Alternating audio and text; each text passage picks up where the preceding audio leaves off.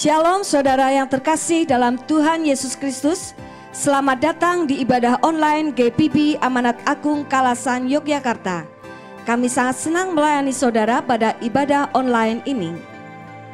Jika tayangan ini memberkati saudara, jangan lupa klik subscribe, like, bagikan dan komen agar channel ini semakin berkembang dan memberkati banyak orang.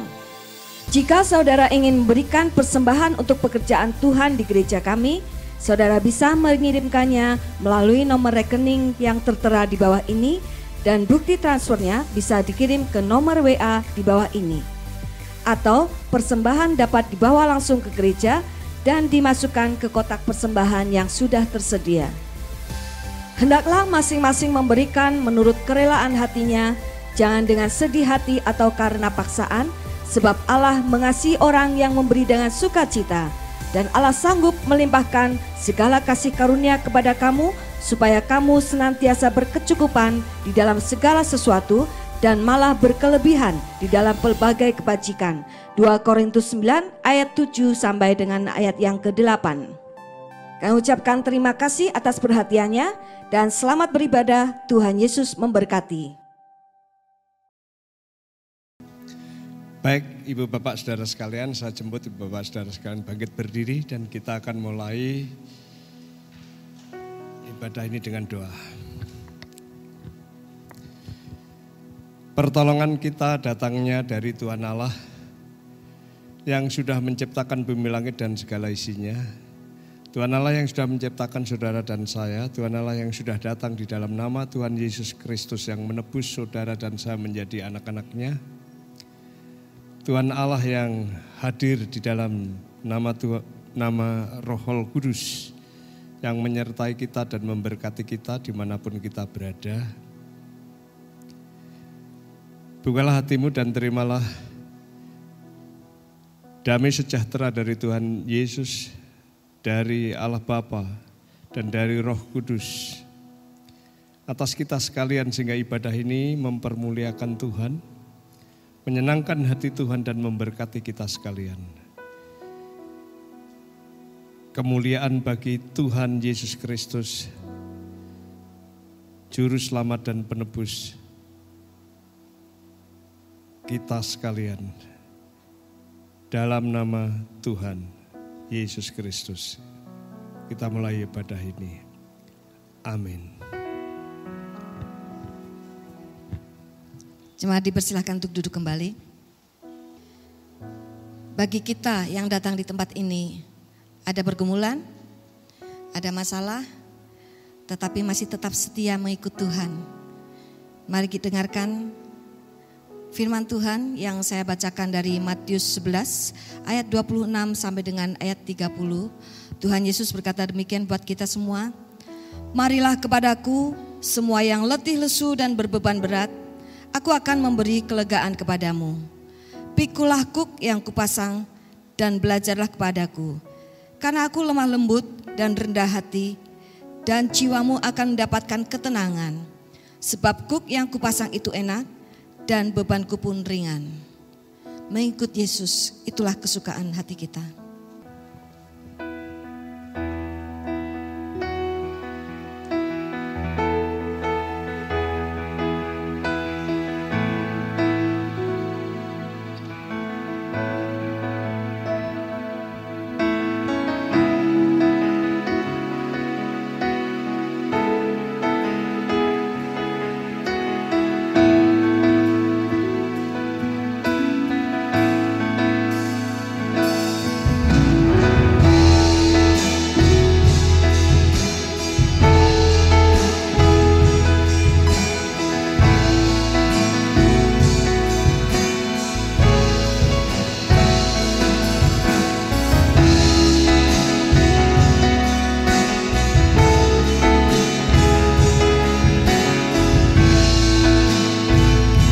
Karena anugerah-Mu hari ini kita ada.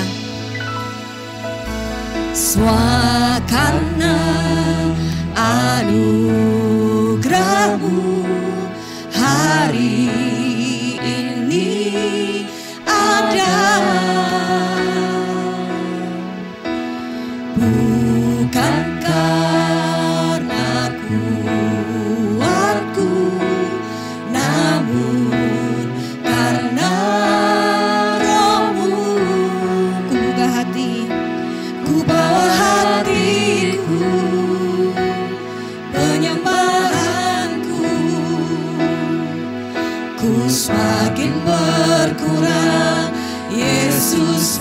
yakin bertambah, mengikut Yesus itulah kesukaan hatiku. Ku lepas semua hakku untuk mengenal kehendaknya di hidupku. Mengiring Yesus itulah kekuatan hidupku. Ku yakin anugerahnya mampu jadikanku hamba yang berkenan selalu. Kita berdiri bersama-sama.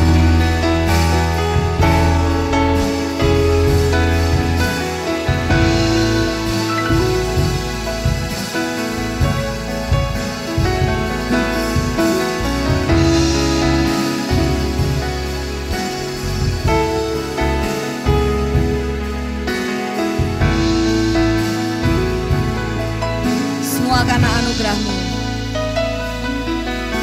semua karena anugerahmu hari ini ada.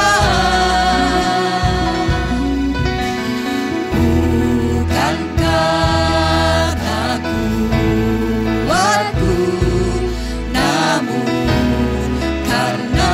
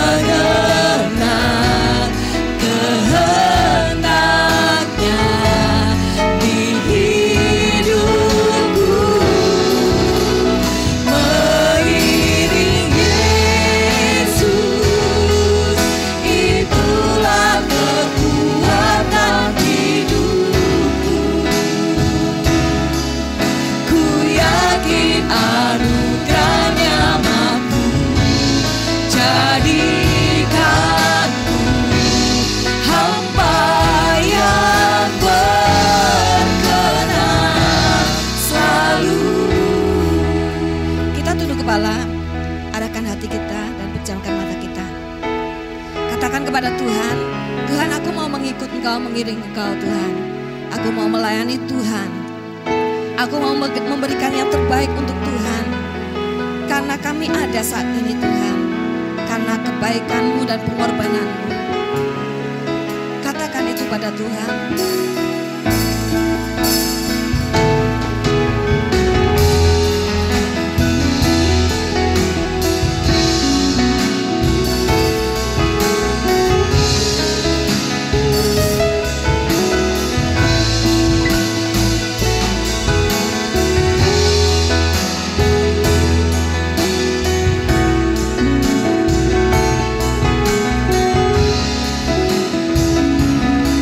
Mengikut Yesus itu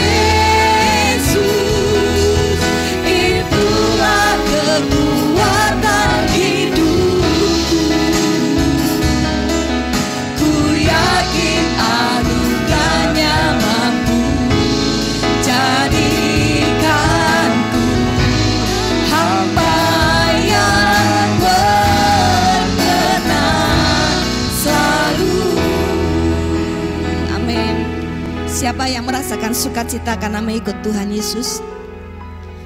Sekalipun kita kadang mengalami perasaan menderita, tetapi ketika ikut Tuhan Yesus ada penghiburan. Amin. Lambaikan ke kanan kirimu, ke depan, ke belakang, katakan Tuhan Yesus itu baik. Siap ya memuji dan memuliakan nama Tuhan? Ikut Tuhanku saja. Tepuk tangan bersama tamborin ya.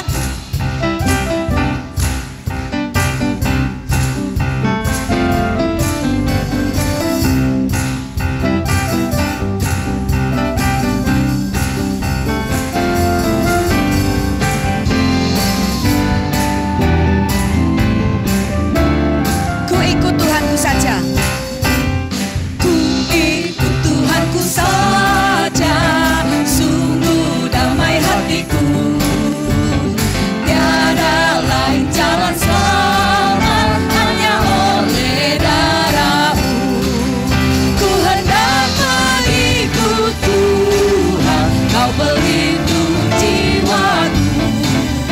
Bila ku beserta Tuhan, sungguh damai hatiku.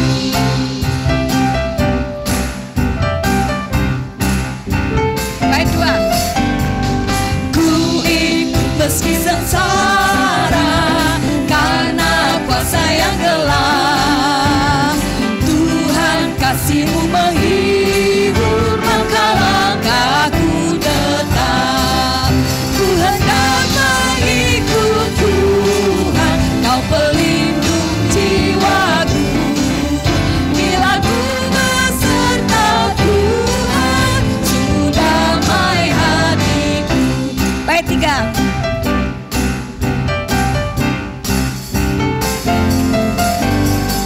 Ku ikut berendah hati, ku sangkali diriku. Satulah yang ku idamkan, kemuliaan nama-Mu. Ku hendak mengikut Tuhan, Kau pelindung jiwaku. Bila ku beserta Tuhan, sungguh damai hatiku. Bait empat.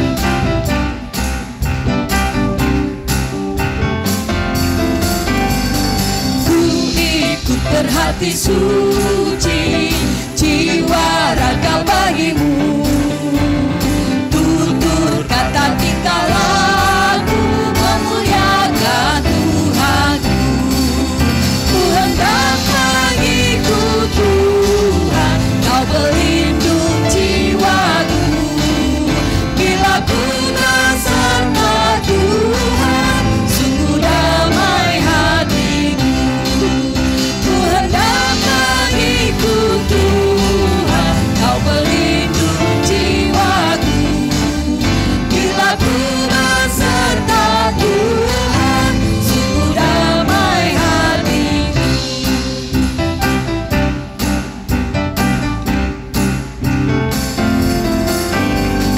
Silakan duduk kembali. Baik, kita akan memberikan persembahan buat pekerjaan Tuhan di tempat ini. Kepada yang bertugas, saya persilahkan untuk mempersiapkan diri. Sebelum kita menaikkan doa persembahan kita, akan saya bacakan satu ayat dari firman Tuhan. Beginilah firman Tuhan. Saya ambil dari 1 Tawarikh 15 ayat 29. Berikanlah kepada Tuhan kemuliaan nama-Nya. Bawalah persembahan dan masuklah menghadap Dia. Sujudlah menyembah kepada Tuhan dengan berhiaskan kekudusan. Kita akan memberikan persembahan dengan mengiringi pujian Sungguh Ku Bangga Bapa.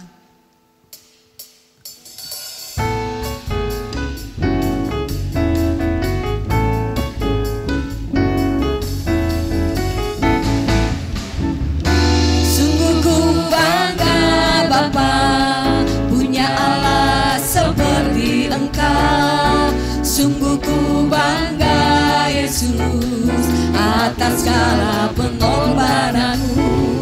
Tak ingin aku hidup lepas dari kasih-Mu. Kasih-Mu menyelamatkan dan beriku pengharapan.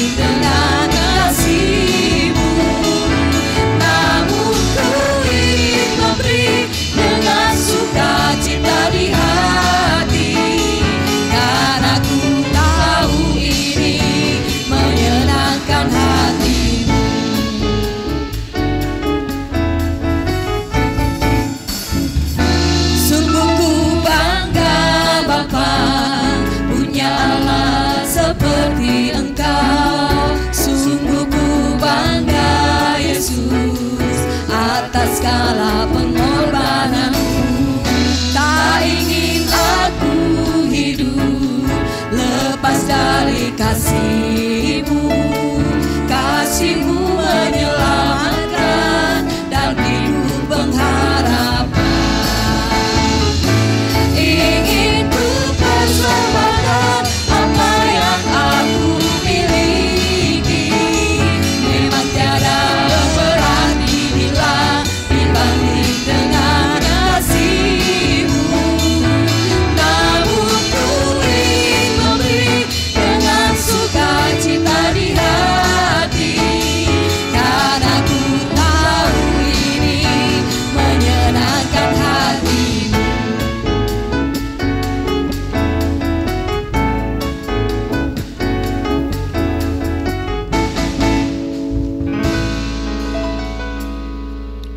Mari kita berdoa. Ya Bapa, Tuhan Bapa kami yang berada dalam kerajaan surga yang mulia, kembali kami menghadap kehadirat-Mu. Segala puji syukur ya Bapa atas berkat-berkat yang Engkau limpahkan kepada kami. Engkau berkati kami di minggu ini Tuhan, Engkau berikan kami kesehatan, Engkau berikan kami makanan, minuman, dan segala yang kami butuhkan Engkau berikan kepada kami. Terpujilah Engkau Tuhan Yesus. Saat ini Tuhan, kami menaikkan persembahan kami ya Tuhan. Kiranya persembahan kami Engkau terima menjadi harum-haraman di hadapan-Mu Tuhan. Dapat memperluas kerajaan-Mu di muka bumi ini Tuhan. Dapat menopang pelayanan kami di tempat ini ya Tuhan. Terpujilah Engkau Tuhan. Saat ini juga ya Tuhan, kami mau menaikkan doa syafaat kami Tuhan. Kiranya Tuhan memberkati kami Tuhan. Berkati gembala sidang di tempat ini Tuhan, pekerja-pekerja di tempat ini Tuhan, agar bekerja dengan baik Tuhan, sehingga apa yang Engkau rencanakan untuk gereja tempat ini dapat terlaksana dengan baik Tuhan. Memperluas kerajaan-Mu di tempat ini Tuhan. Rencana-rencana kami untuk lahan parkir, rencana-rencana kami untuk hal-hal yang lain yang sudah direncanakan dapat terlaksana dengan baik ya Tuhan. Kami juga berdoa buat bangsa dan negara kami Tuhan. Engkau tahu Tuhan, saat ini bangsa dan negara kami dilanda pandemi corona ya Tuhan. Bahkan dunia Engkau izinkan untuk ada pandemi corona Tuhan. Tapi kami yakin dan percaya Tuhan, di balik semua ini Tuhan, ada sesuatu yang indah Tuhan. Sehingga kedepannya Tuhan, walaupun dunia mengajak kami untuk saling menjauh Tuhan, tapi Engkau merapatkan kami untuk mendekat kami kepada-Mu ya Tuhan. Terpujilah Engkau Tuhan. Hanya di dalam nama-Mu Tuhan Yesus Kristus kami berdoa. Haleluya Tuhan. Amin. Kita akan bersama-sama mempersiapkan hati kita mendengarkan firman Tuhan. Hati hamba yang selalu dicari Tuhan. Jadilah kita hamba Tuhan yang siap melayani dan memberi buat kemuliaan nama Tuhan.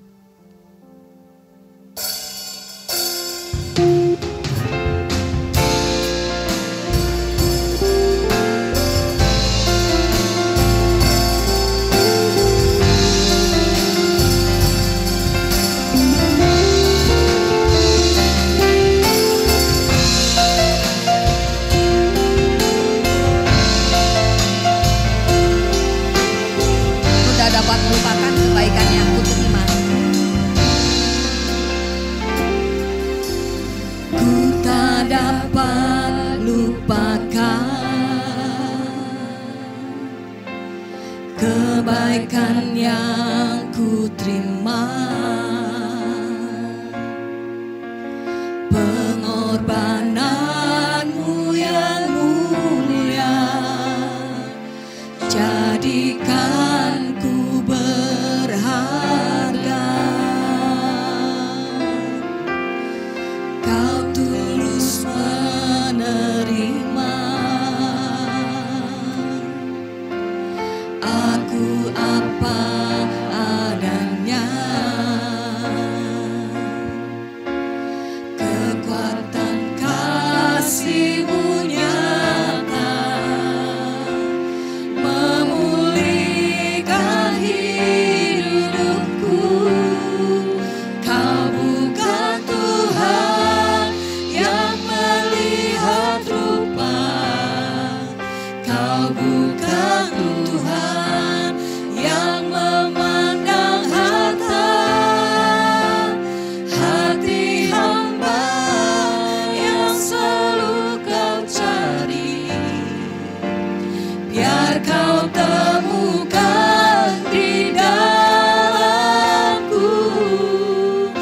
Selama ku hidup, ku mau menyembah-Mu, sebab Engkau sangat berarti bagiku.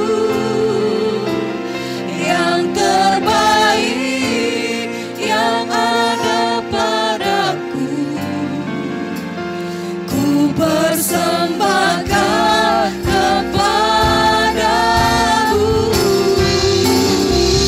Yesusku. Kita berdiri bersama-sama.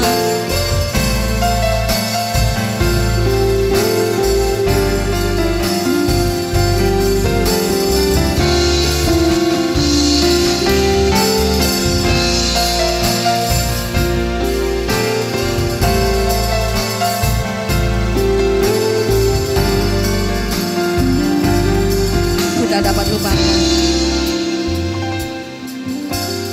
Ku tak dapat lupakan kebaikan yang ku terima, pengorbanan-Mu yang mulia, jadikan ku berharga. Kau tulus menerima aku apa adanya.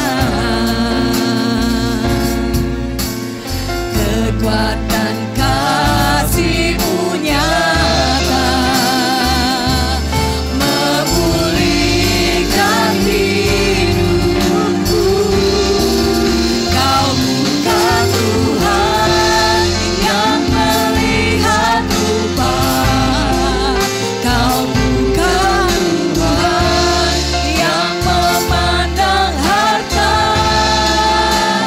Hati hamba yang selalu Kau cari, biar Kau temukan di dalamku. Selama ku hidup, ku mau menyembah-Mu, sebab Engkau sangat berarti bagiku. Yang terbaik yang ada padaku, ku persembahkan kepadamu. Kau bukan Tuhan yang melihat rupa, Kau bukan Tuhan yang memandang harta. Hati hamba yang selalu Kau cari, biar Kau temukan di dalamku. Selama ku hidup, ku mau menyembah-Mu, sebab Engkau sangat berarti bagiku. Yang terbaik yang ada padaku, ku persembahkan kepadamu. Yang terbaik yang ada padaku, ku persembahkan kepadamu. Yang terbaik yang ada padaku, ku persembahkan kepadamu. Yesusku. Saya persilakan kepada Bapak Pendeta Nur Angrito. Bapa yang di surga, kami berterima kasih karena diberi kesempatan untuk mendengarkan sebagian dari firman-Mu. Kami mohon kiranya Tuhan Roh Kudus menjelaskan kepada kami sekalian sehingga kami mampu mengerti kebenaran firman-Mu dan mampu menerapkan dalam kehidupan kami hari ke hari. Itu sebabnya Kiranya baik hamba-Mu yang menyampaikan maupun kami yang mendengarkan di tempat ini, bahkan di tempat lain yang mengikuti ibadah ini secara online, Tuhan juga tolong supaya setiap kami diberkati melalui kebenaran firman-Mu. Kami serahkan pemberitaan firman-Mu dari awal, tengah, sampai akhir di dalam nama Tuhan Yesus. Haleluya. Amin. Silahkan duduk. Baik, hari ini kita akan mendengarkan sebagian firman Tuhan yang saya beri judul Misi Yerusalem. Misi Yerusalem yang saya angkat dari Injil Matius pasal 20 ayat 17 sampai dengan ayat yang ke-30. Tapi kita akan baca ayat 17 sampai 21, kemudian 28 sampai 30. Saya akan baca untuk saudara sekalian saja. Injil Matius pasal 20 ayat 17 sampai dengan 30, demikian bunyi firman Tuhan. Ketika Yesus akan pergi ke Yerusalem, ia memanggil ke-12 muridnya tersendiri dan berkata kepada mereka di tengah jalan, "Sekarang kita pergi ke Yerusalem, dan Anak Manusia akan diserahkan kepada imam-imam kepala dan ahli-ahli Taurat, dan mereka akan menjatuhi dia hukuman mati. Dan mereka akan menyerahkan dia kepada bangsa-bangsa yang tidak mengenal Allah, supaya ia diolok-olokkan, disesah dan disalibkan, dan pada hari yang ketiga ia akan dibangkitkan." Maka datanglah ibu anak-anak Zebedeus serta anak-anaknya itu kepada Yesus, lalu sujud di hadapannya untuk meminta sesuatu kepadanya. Kata Yesus, "Apakah yang kau kehendaki?" Jawabnya, "Berilah perintah supaya kedua anakku ini boleh duduk kelak di dalam kerajaanmu, yang seorang di sebelah kananmu dan yang seorang lagi di sebelah kirimu." Kemudian ayat 28, "Sama seperti Anak Manusia datang bukan untuk dilayani, melainkan untuk melayani dan untuk memberikan nyawanya menjadi tebusan bagi banyak orang." Ketika Yesus dan murid-muridnya keluar dari Yeriko, ada orang berbondong-bondong mengikuti dia. Ada 2 orang buta yang duduk di pinggir jalan, mendengar bahwa Yesus lewat, lalu mereka berseru, "Tuhan, Anak Daud, kasihanilah kami." Kalau kita memperhatikan di dalam ayat-ayat ini, dikatakan tadi bahwa Yesus akan pergi ke Yerusalem, itu di dalam ayat 17. Ya. Kemudian ayat 18 juga dikatakan di sana, "Sekarang kita pergi ke Yerusalem." Ini naik gini sebenarnya. Jadi pergi ke Yerusalem. Tapi yang menarik saudara bisa perhatikan di sini, Tuhan Yesus pergi ke Yerusalem, dikatakan di sini dia akan diserahkan kepada imam-imam kepala dan ahli-ahli Taurat dan akan dijatuhi hukuman mati. Dikatakan ini adalah pemberitahuan yang ketiga kali. Ya, dia dihukum mati, disalibkan, tapi pada hari yang ketiga dia bangkit. Nah itu kira-kira teks di sini. Jadi kita tahu di sini adalah Yesus mau ke Yerusalem, dan itulah sebabnya saya memberi judul Misi ke Yerusalem. Lalu misi ke Yerusalem itu apa saja yang terkait secara langsung dengan misi Tuhan Yesus ke Yerusalem itu? Apa saja yang dilakukan dalam mengerjakan misi di Yerusalem itu? Kalau kita perhatikan di situ sangat jelas bahwa misi ke Yerusalem di situ adalah dikatakan dia dijatuhi hukuman mati, kemudian disalibkan, kemudian bangkit pada hari yang ketiga. Artinya secara teologis jelas di sini menunjukkan bahwa misi di Yerusalem adalah misi penebusan. misi di mana Tuhan Yesus memang datang ke bumi ini, dia mesti ke Yerusalem, dan ketika ke Yerusalem dia mesti mati di kayu salib, bangkit pada hari yang ketiga untuk memberikan penebusan bagi orang berdosa. Itu sebabnya saya berkata bahwa misi Yerusalem di sini adalah misi penebusan. Tapi yang menarik di situ, apa saja yang terkait dengan misi penebusan itu? Perhatikan di dalam ayat yang ke-28 di situ, Tuhan Yesus berkata sama seperti anak manusia.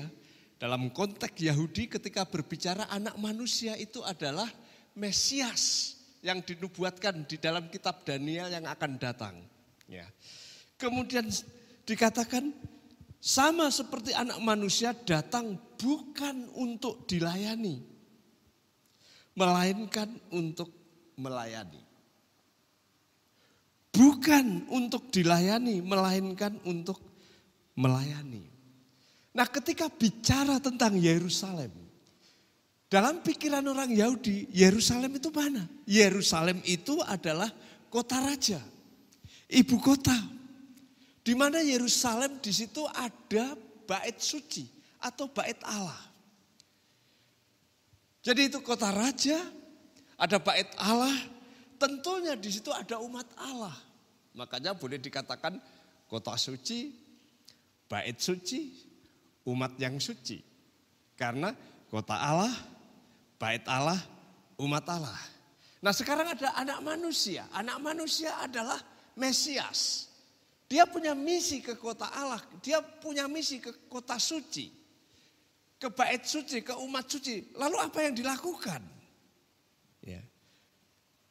Kalau orang Yahudi melihat nubuatan perjanjian lama, wajar kalau mereka berpikir bahwa kalau ada anak manusia yang ke Yerusalem, pastilah dia adalah Mesias yang akan mendirikan kerajaan. Yang akan meneruskan kerajaan Daud yang sudah runtuh, sebagaimana dijanjikan kerajaan itu akan didirikan dan akan kokoh kuat selama-lamanya. Sehingga kalau sudah perhatikan, mereka berpikir bahwa ini anak manusia Mesias, punya misi ke Yerusalem. Pasti akan mendirikan kerajaan, pasti akan memulihkan bait Allah, pasti akan memulihkan umat Allah. Itu pikiran wajar mereka. Yang menarik, Tuhan Yesus berkata tidak seperti apa yang dipikirkan mereka. Misi Yesus ke Yerusalem di sini adalah bukan menjadi raja yang dilayani. Sebaliknya menjadi hamba yang melayani. Jadi kalau kita berpikir misi Yerusalem, misi penebusan, apa yang dilakukan Yesus? Yesus datang bukan menjadi raja untuk dilayani, tapi dia menjadi hamba yang melayani. Jemaat yang dikasihi Tuhan, ini penting. Karena ada banyak orang yang mungkin juga sama seperti murid-murid waktu itu. Sama seperti kebanyakan orang waktu itu ketika Yesus datang. Dia menjadi raja yang dilayani. Mereka agak kabur pemahaman bahwa Yesus Mesias adalah hamba yang melayani. Sebagai anak Tuhan, apalagi sebagai hamba Tuhan, apakah saudara seperti yang Tuhan katakan di sini, dikatakan anak manusia datang bukan untuk dilayani, melainkan untuk melayani. Kalau saya tarik ke sini, orang Kristen datang ke gereja ini bukan untuk dilayani, tapi untuk melayani. Wah, gimana itu? Seperti itu. Tapi apa yang kita pikirkan ketika misi Yerusalem, misi penebusan Yesus datang bukan untuk dilayani tapi untuk melayani. Apa yang bisa kita petik? Yesus datang bukan untuk dilayani melainkan untuk melayani. Artinya apa? Tuhan itu menjadi hamba yang melayani kala itu. Nah, ada banyak orang yang mungkin berkata, kamu gimana? Datang untuk dilayani atau melayani? Saya anaknya Tuhan Yesus, saya melayani. Saya anaknya Tuhan, saya melayani. Pasti, puji Tuhan dan haleluya kalau bilang begitu. Tapi persoalan kedua, apa yang saudara maksudkan dengan melayani? Apa yang ada benak di dalam pikiran kita kalau oke, saya datang bukan untuk dilayani, saya melayani. Apa yang ada di benak kita di dalam melayani? Apa yang di benak saudara dan saya di dalam melayani? Seringkali orang berpikir kalau melayani, berkhotbah, wah itu melayani. Wah itu betul juga, berkhotbah melayani. Atau mungkin juga main musik, itu melayani. Bisa WL itu melayani, choir itu melayani, singers itu melayani, pendoa syafaat itu melayani, penerima tamu itu melayani. Semua yang terkait dengan ritual, dengan ibadah, dengan sembahyang di gereja itu melayani. Yang memotret atau yang merekam video atau yang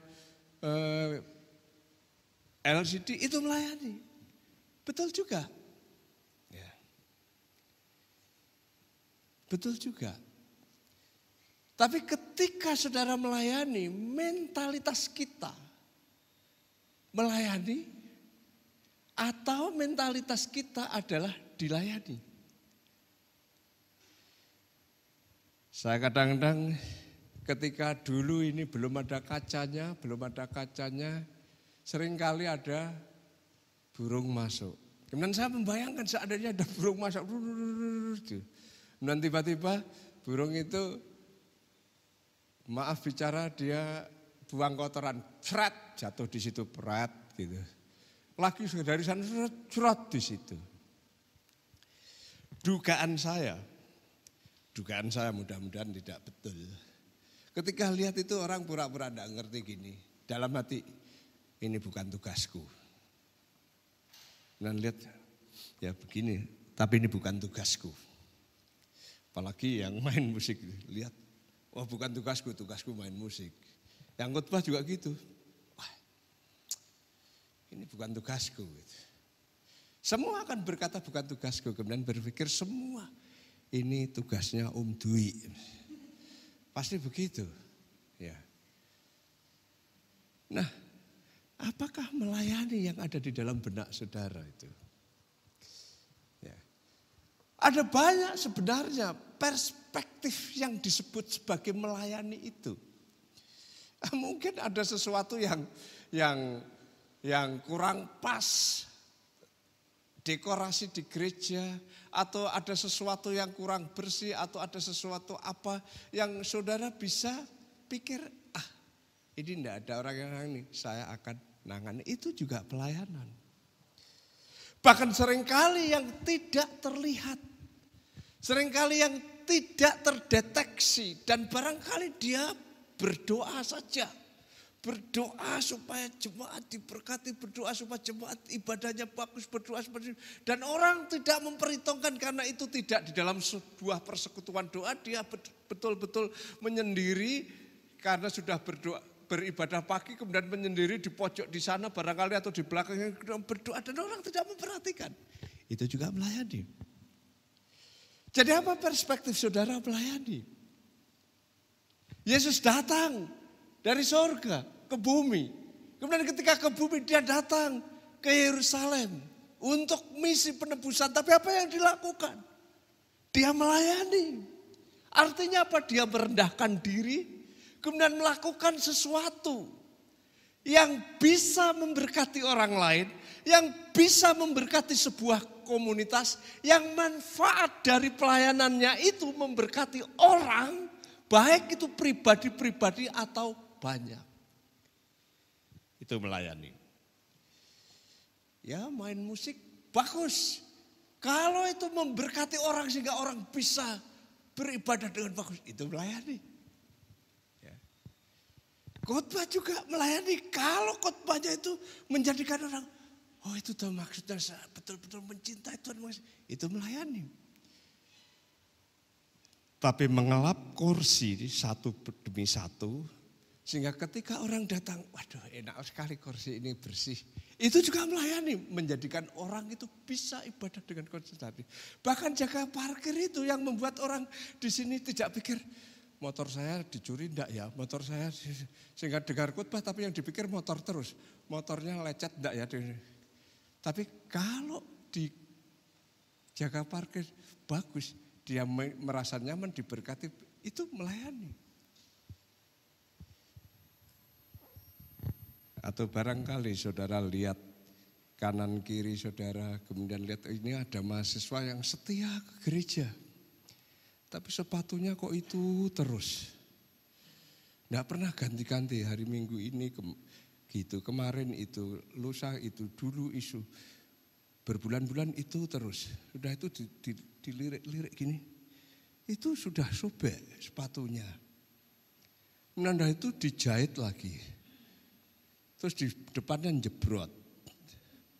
Dan akhirnya saudara berpikir, Tuhan, saya berdoa kalau ada berkat nanti saya beli sepatu untuk anak ini. Itu juga melayani. Saudara enggak usah bilang sama saya, Pak Nur kemarin saya membelikan sepatu anak itu karena sepatunya jebrot. Tuhan yang tahu itu melayani.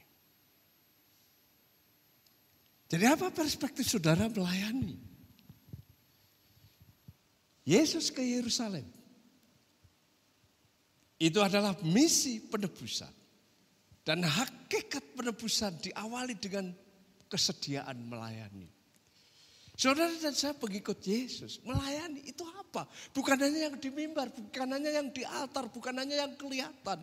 Bahkan kadang-kadang pelayanan yang tidak kelihatan pun, asal itu muncul dari hati dan tindakan saudara yang memberkati orang lain dan Tuhan dipermuliakan, itu pelayanan.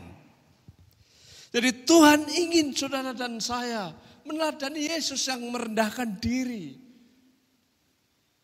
Berbuat sesuatu yang menjadikan orang lain diberkati.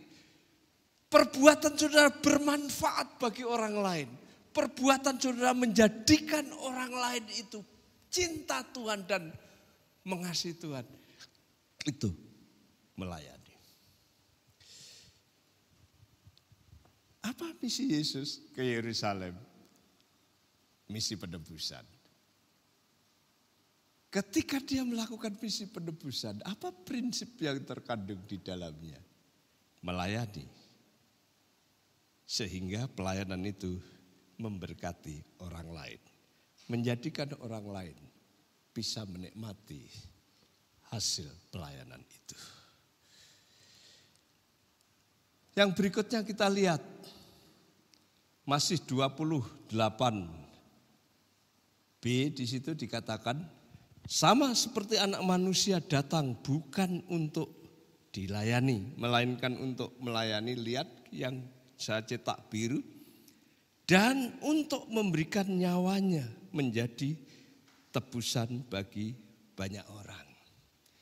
Jadi ketika Tuhan Yesus melihat Yerusalem, kemudian dia berkata, ayo kita pergi ke Yerusalem. Orang-orang berpikir, wah ini pasti dia akan mendirikan kerajaan, ini kan ke kota Allah. Akan memulihkan bait Allah, akan memulihkan kondisi masyarakat umat Allah. Ini. Tapi Tuhan Yesus berkata, enggak, saya ke sana untuk melayani. Bahkan untuk memberikan nyawanya. Bagi tebusan bagi banyak orang. Ini adalah misi penebusan. Yesus memberikan hidupnya. Dalam bahasa Yunani pakai zoe, jadi hidup. Memberikan hidupnya yang karena hidupnya diberikan akhirnya dia mati. Tapi itu menjadi tebusan bagi banyak orang supaya banyak orang yang berdosa dan mati memperoleh penebusan dan memperoleh kehidupan. Artinya bahwa di situ dikatakan bahwa Yesus pergi ke Yerusalem dengan satu misi yang pasti. Dia ditolak, dia disesah, dia dibunuh di kayu salib. Tapi pada hari yang ketiga, dia bangkit. Ini misi penebusan. Ini adalah misi Allah.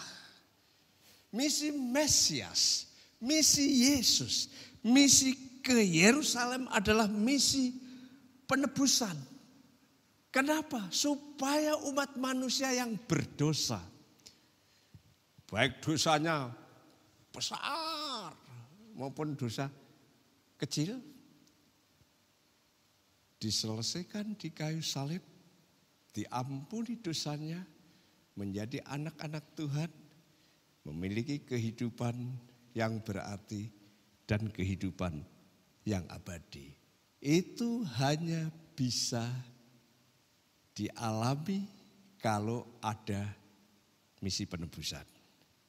Dan misi penebusan itu hanya bisa disediakan, dilakukan oleh Tuhan. Orang lain tidak bisa. Kenapa? Karena semua orang sudah berdosa.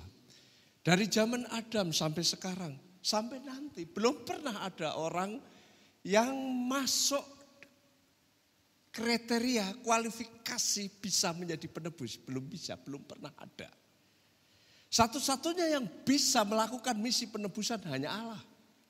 Tapi bagaimana Allah bisa mati di kayu salib? Ya tidak bisa. Itu sebabnya Allah menjadi manusia. Yang namanya adalah Yesus Kristus, itu Mesias. Jadi misi Mesias itu, yang Allah sejati manusia sejati itu penebusan. Apa? Mati di kayu salib. Dikuburkan.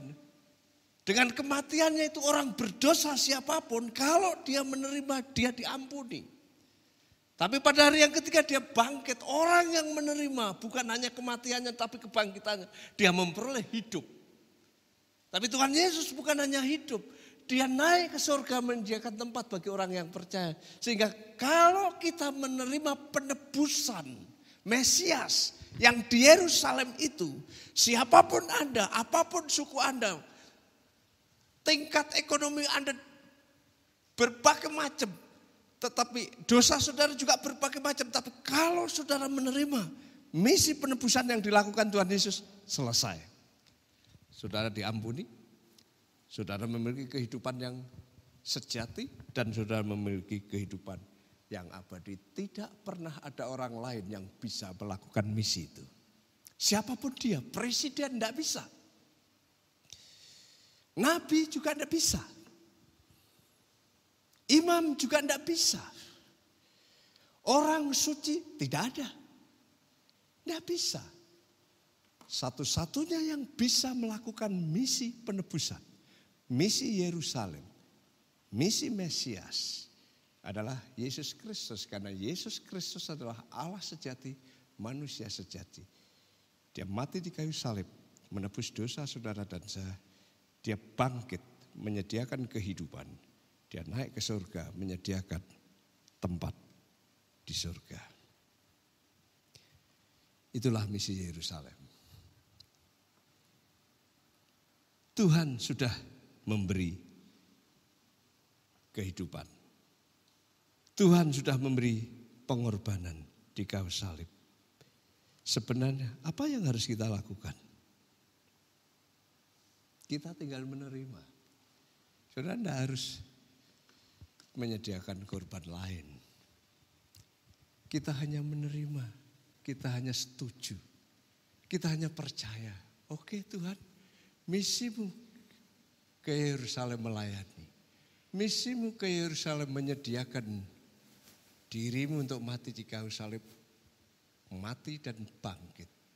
Saya setuju dengan misi itu. Saya terima itu. Saya percaya itu.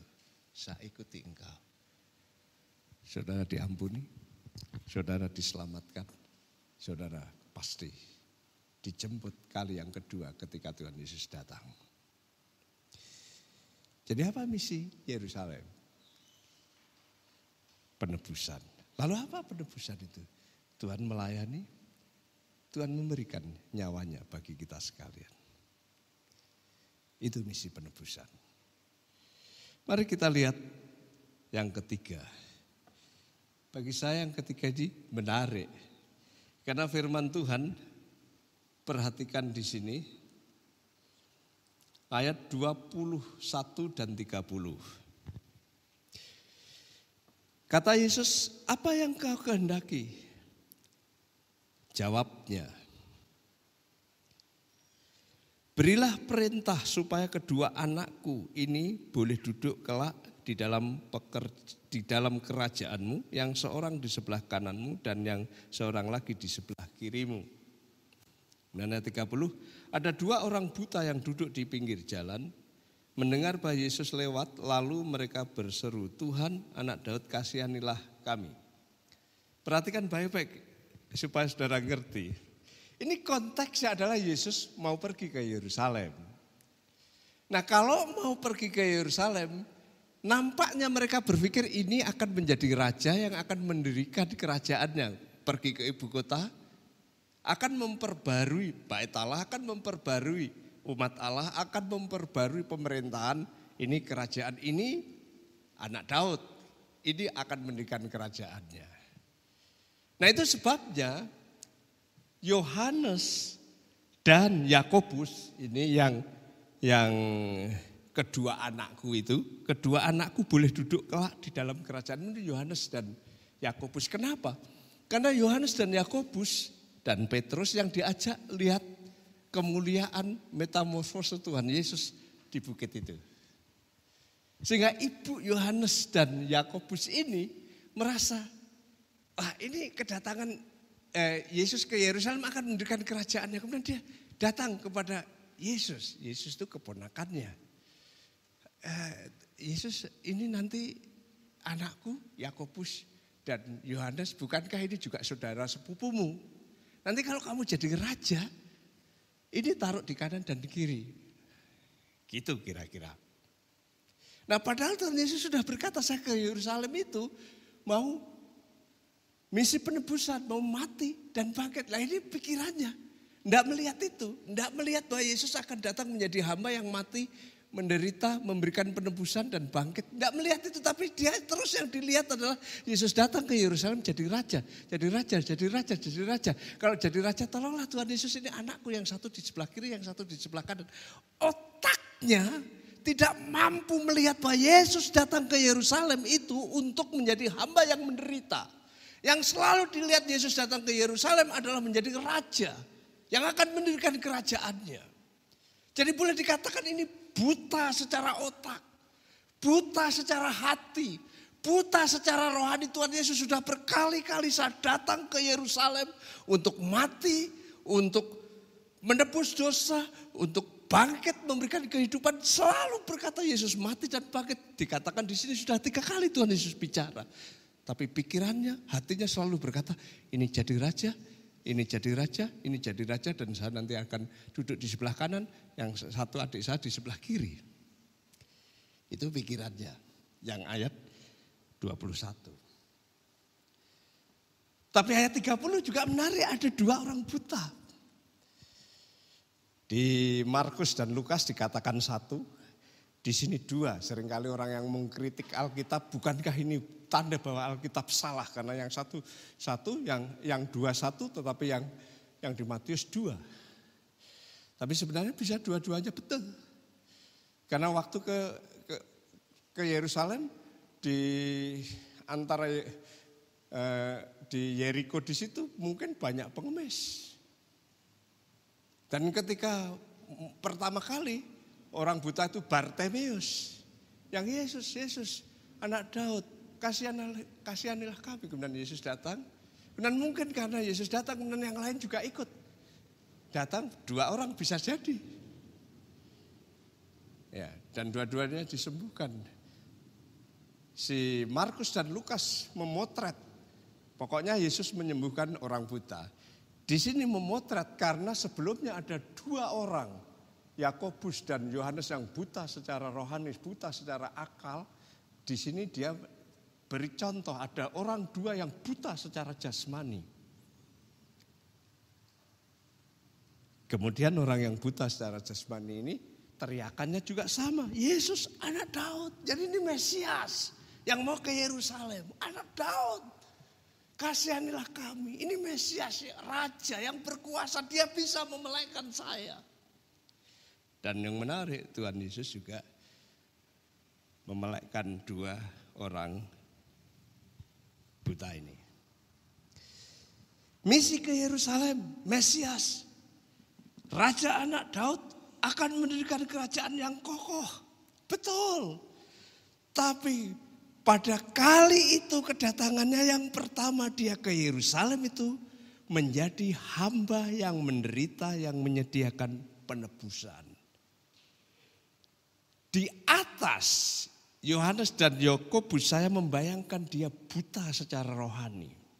Di bawah orang buta yang di pinggir jalan itu dia buta secara jasmani. Sehingga dia tidak mampu melihat bahwa Yesus datang yang pertama kali itu menyediakan penebusan.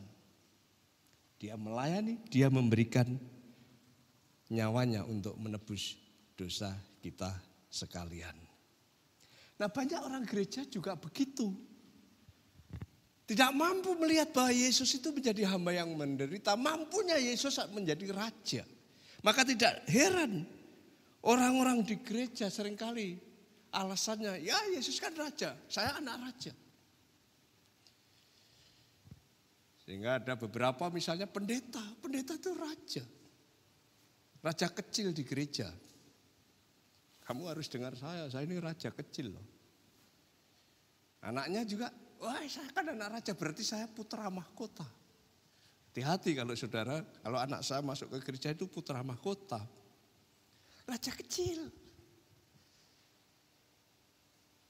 Bahkan kadang-kadang pengurus juga begitu. Saya ini raja kecil. Saya ini pengurus loh. Yang menentukan kebijakan-kebijakan gereja ini saya. Kalau tidak ada saya bubrahin. Itu raja kecil. Pemain musik juga bisa jadi raja kecil. Wah, saya ini pemain musik yang handal. Kalau saya tidak main, ibadah kacau. Yang datang pasti sedikit. Saya raja kecil. Apalagi pengkhotbah. Wah, saya ini raja betul. Kalau tidak ada yang khotbah, siapa yang khotbah?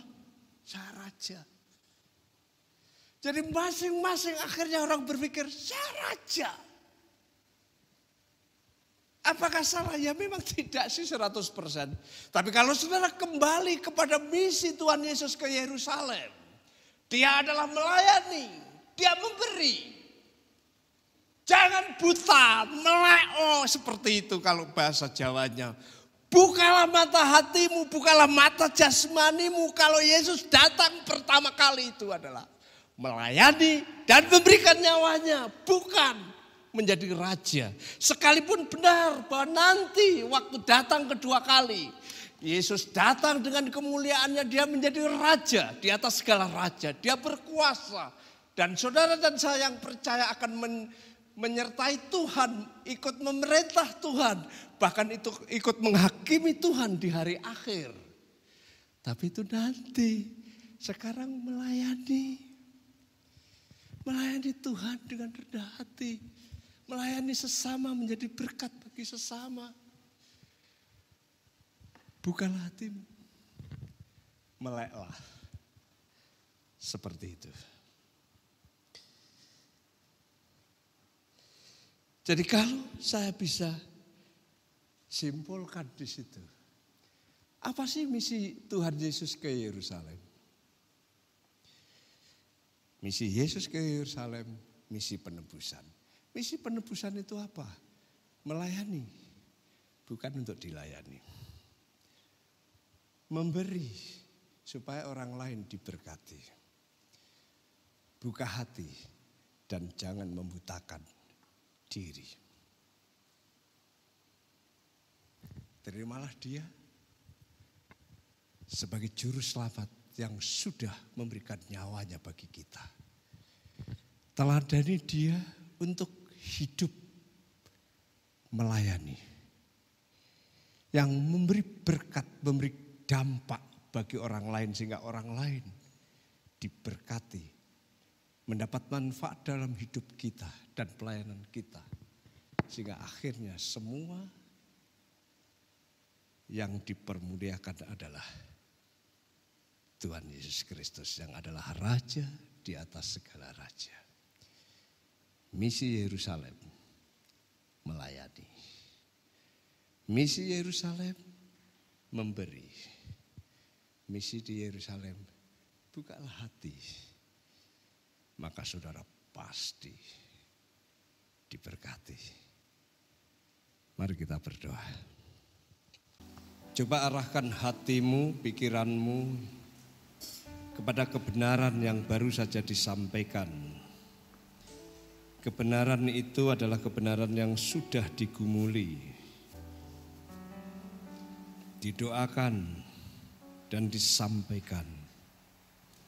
Coba cermati, bukankah kita sering seperti murid-murid pada waktu itu hanya berpikir Yesus Mesias adalah Raja yang berkuasa, sehingga kita ikut-ikutan untuk menjadi seperti Raja yang harus dilayani. Padahal Tuhan ingin supaya kita melayani.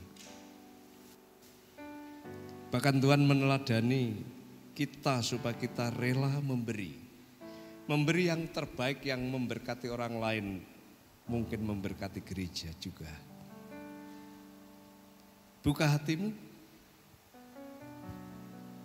supaya kamu bisa melihat kebenaran itu dan hidupmu diwarnai dengan kebenaran itu, dan kamu akan diberkati. Berkat Tuhan mengalir kepada orang yang rendah hati, orang yang melayani, orang yang memberi. Pastikan hidup saudara adalah hidup yang diwarnai dengan pelayanan kepada Tuhan dan sesama.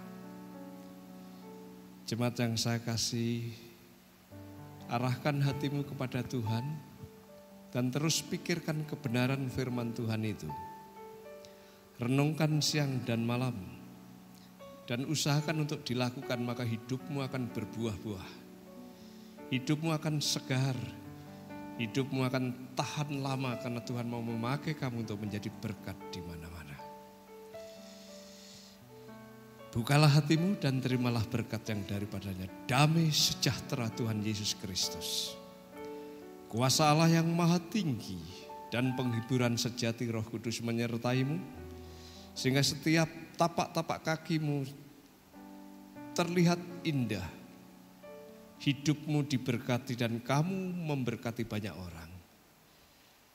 Entah kamu sebagai mahasiswa, entah kamu sebagai kepala keluarga, orang yang bekerja dimanapun kamu berada. Kiranya engkau terus diberkati dengan kesehatan, dengan rezeki, dengan segala sesuatu yang dibutuhkan Tuhan sediakan. Di dalam nama Tuhan Yesus terimalah berkat ini. Haleluya. Amin. Nama Tuhan Yesus Kristus, kasih Bapa di surga.